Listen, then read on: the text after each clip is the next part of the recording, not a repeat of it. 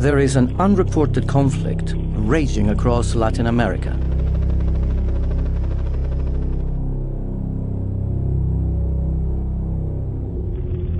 From Brazil to Uruguay, Paraguay and Argentina, vast swathes of forests are being destroyed and people are being forced from their land. Acá teníamos nosotros arroyos, plantaciones, árboles grandes, ahora se está destruyendo todo. Eu acho que nós, índio Kaiowá, nós vamos roer tudo. Nossa raça vai terminar aqui. These problems have been caused by the controversial spread of soy production, a large part of which is grown to feed factory-farmed animals in Europe, and much of it genetically modified.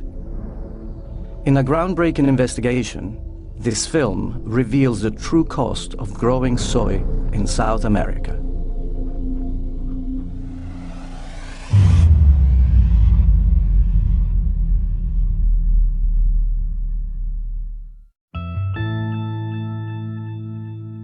In Paraguay alone, over 2.6 million hectares of land are used to grow soya, and the effect of this on local communities has been devastating.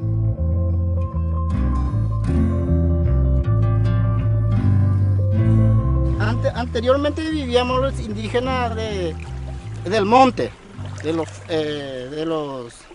todos los montes, los bichos, los frutas, y ahora termina porque ya ve usted que acá ya nos rodea ya estancia. Y esa es una invasión, en vez de reforestar, ellos vienen a fundir la cosa natural como a estos bosques. Este es el principal arroyo que cruza aquí en nuestra comunidad. Este se llama arroyo Sayú. Y acá cuando venena ahí, vino todo lo veneno cuando llueve.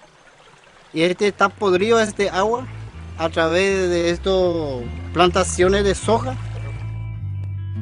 Most of the soya grown in Latin America is exported to Europe and Asia. Much of it is genetically modified and produced by the biotechnology multinational Monsanto.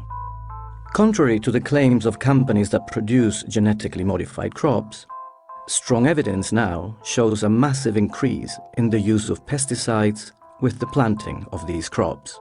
Hoy día todos esos ríos, todas esas grandes fuentes de agua en lo que fueron estos bosques y que ahora son sojales, están muertos, están envenenados principalmente por el uso intensivo de agrotóxicos. Al mismo tiempo, las comunidades indígenas que habitaban estas selvas milenariamente, principalmente el pueblo Mbua guaraní, que es el pueblo que habita mayoritariamente esa zona de la selva atlántica, fue desplazado.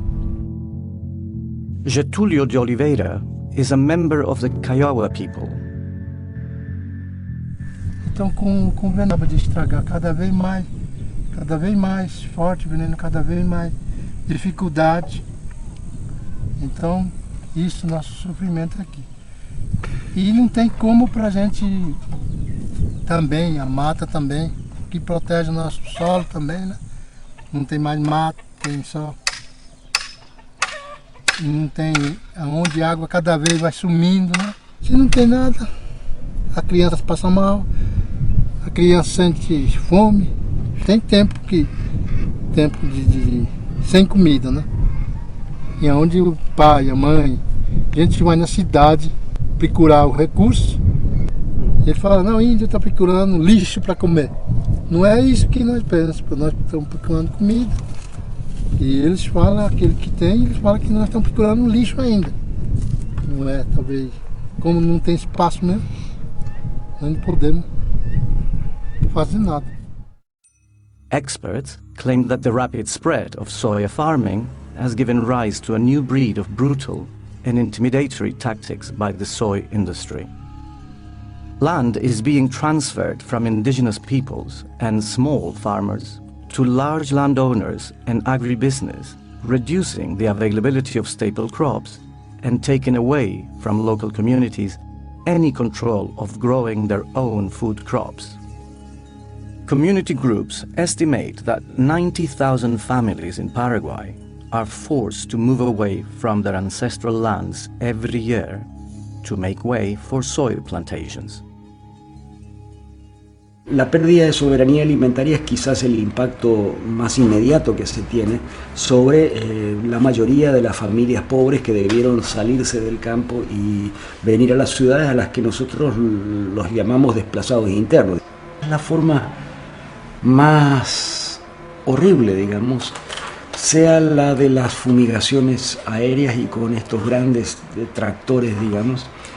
Cuando una comunidad se resiste a vender su tierra, o cuando una familia, peor aún, se resiste a vender su tierra, todos sus alrededores son fumigados, ya sea con el glifosato, el Roundup, o con el paraquat. These chemicals are increasingly being linked to a host of health problems, including skin rashes, diarrhea, vomiting, genetic malformations, loss of sight, and even death. Se estima que son aproximadamente unos 20 millones de litros de agrotóxicos potentes que son arrojados en la región oriental del país cada año, 20 millones de litros, con la consiguiente contaminación de todo lo que encuentre, la muerte de fauna y flora local, nativa, abejas, animales domésticos, cultivos de autoconsumo se ven afectados por el herbicida, y todo esto va atentando contra la posibilidad de arraigo que pueda tener una familia en esas comunidades. Petrona Villas-Boas knows the dangers of living close to soya farms all too well. In 2003, her son, Silvino Talavera, was sprayed with chemicals as he cycled back from the village. Después vino el doctor, 8:30 por ahí, y miraba a Silvino y le dije: señora, ¿qué pasó en su hijo? Su hijo está totalmente envenenado, su hijo tenía un tóxico altamente peligroso. Ahí yo ya metí mi cabeza y lloraba desesperada ahí, y ya no podía caminar más, ¿verdad? Y grande es mi hijo. Y después, ¿qué pasó? Mi hijo está totalmente paralizado ya. Y a las 3 ya Silvino ya murió, ya no podía. The Supreme Court in Paraguay sentenced the two farmers to 2 years in jail for the death of Silvino, but community workers say that they are unlikely to serve their sentence. Almost all of the soya grown in Latin America is controlled by a handful of multinational companies such as Monsanto, Bunge, ADM, and Cargill. Even as hunger and food insecurity rises, these companies are making ever-increasing profits with the sale of patented seeds, pesticides, and fertilizers. Much of the soy is sent to Europe, where it's used as a cheap and protein-rich animal feed in factory farms across the continent. Most consumers in Europe are unaware that the meat and dairy products that they eat are made from animals that have been fed on genetically engineered soya, or that this soya has been grown on deforested land that has displaced thousands of local communities.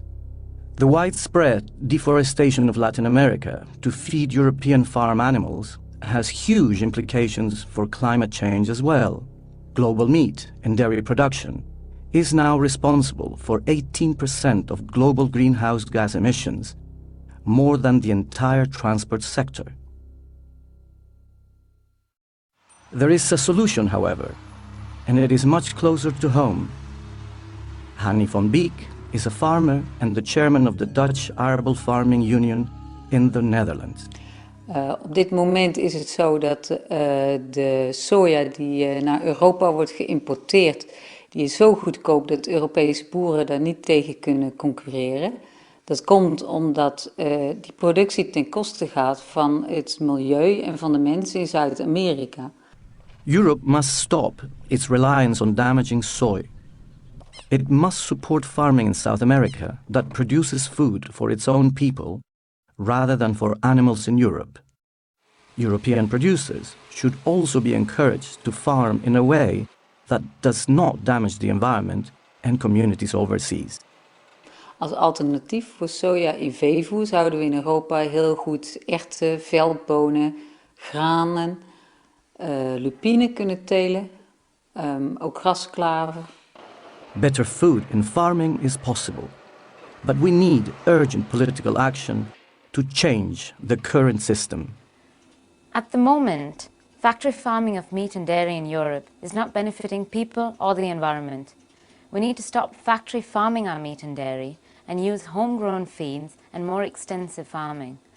The only way that this can be done is to completely overhaul the way the government supports agriculture in Europe, to shift subsidies away from factory farming and towards better quality farming.